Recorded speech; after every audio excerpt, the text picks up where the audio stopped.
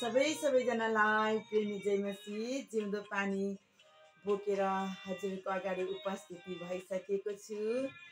हजुरहरू पढेर सुनेर आशिषित बनिदिनु होला। मैले तपाईहरूलाई प्रस्तुत गर्न गइरहेछु त्रैमासिक जिउँदो पानी पत्रिका। हजुरहरूको हातमा पुगेको छैन भने 98 17 90 50 86 मा सम्पर्क गर्नुहोला। आशा छ प्रत्येकजनाले आफ्नो आफ्नो घरमा जिउँदो पानी मगाउनुहुन्छ। अब म पढ्छु ल। अङ्क 2 पूर्णाङ्क 90 मैले पढ्न लागिरहेको छु र हामीले क्रमशः पढिराखेका छौँ। अनि शीर्षक छ प्रभुका दास आदरणीय सम्मान लिङदोङसँग गरिएको अन्तर्वार्तामा आधारित। हामीले क्रमशः पढ्दैछौँ है। 2057 साल दार्जिलिङबाट पैदलै हिँडेर नेपालको राजधानी सिंहदरबार अघि सुसमाचार प्रचार गरिएको कुरा त अचम्मको छ। यस सुसमाचार प्रचार टोलीका अगुवा थिए आदरणीय प्रभुका सेवक भिक्टर प्रधान। त्यसबेला दार्जिलिङ मण्डलीका पूर्ण समय सेवक ए विलियम पनि बस्नु भएको थियो। दार्जिलिङलाई आधार शिविर गरेर उहाँहरू नेपाल पसे। सिंहदरबार अघि प्रचार गरियो, तर त्यस बेलाको राजशाही तन्त्रले कसैलाई पक्राउ गरिएन।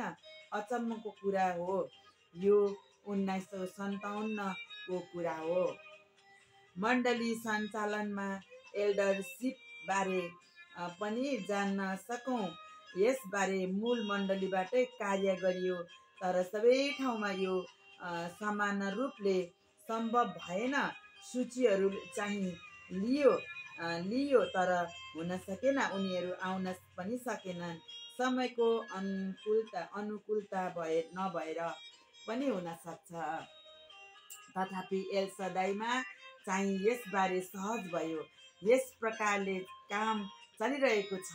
तर जे होस्, पवित्र आत्माले जसलाई खटाइएको हुन्छ अहिले यसरी नै चलिरहेको छ। यसमा तर्क गर्नु केही छैन। प्रभुले नै तयारी गर्नुहुँदैछ। भाइजी भक्त सिंह कहिले नेपाल जानु भएन, भुटान कहिले पुग्नु भएन। प्रभुले नै ठहराउनु हुँदो रहेछ। जसरी हामी देख्छौँ, प्राचीनहरूलाई उपवाससँग जिम्मा लगाइएको कुरा पावलले गर्दछ। जो अग्रज भए तिनीहरूलाई अभिषेक गरेको कुरा गर्दैनन्। उपवास सहित प्रार्थना गरेर सुम्पेको कुरा गरिएको छ।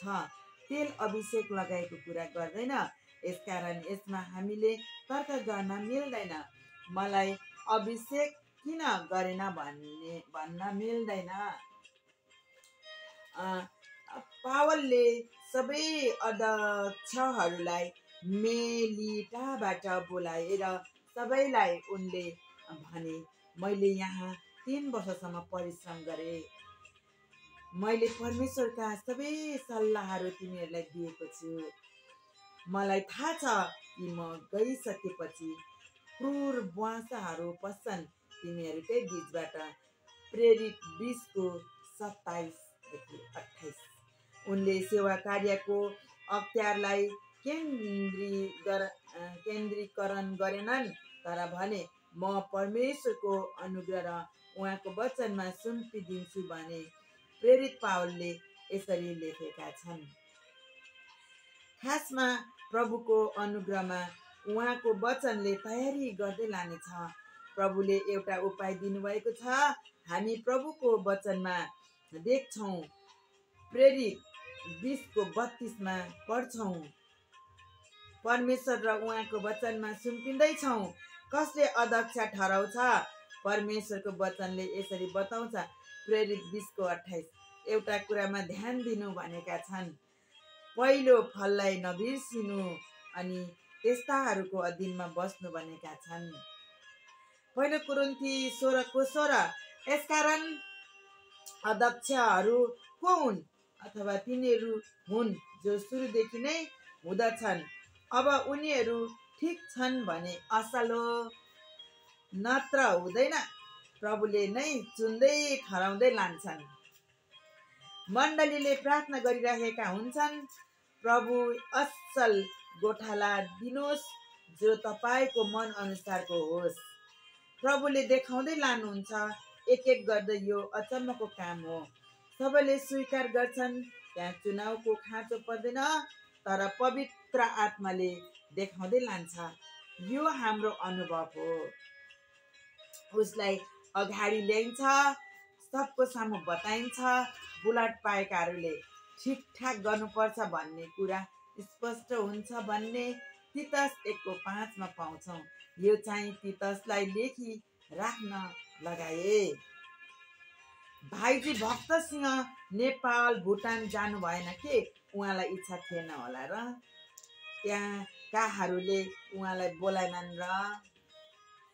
तर उहाँले सबै गर्न चाहनु भएन, कसैलाई छाडिदिए। यस्तै प्रभुका लोकहरूले पनि सबै ठाउँ पुग्नुपर्छ भन्ने छैन, तर सकिन्छ भने त्यो राम्रो हो। भ्याएन भने कसैलाई छाडिदिनुपर्छ, त्यो आउनेहरूका भाग हो। धन्यवाद। क्रमशः त्रैमासिक जिउँदो पानीलाई लिएर हजुरहरूको अगाडि उपस्थित हुनेछु। हजुरहरूले मेरो लागि प्रार्थना गरिदिनुहोस् अनि जिउँदो पानी परिवारको लागि सम्पूर्णले प्रार्थना गरिदिनुहोस्। धन्यवाद। जय मसीह।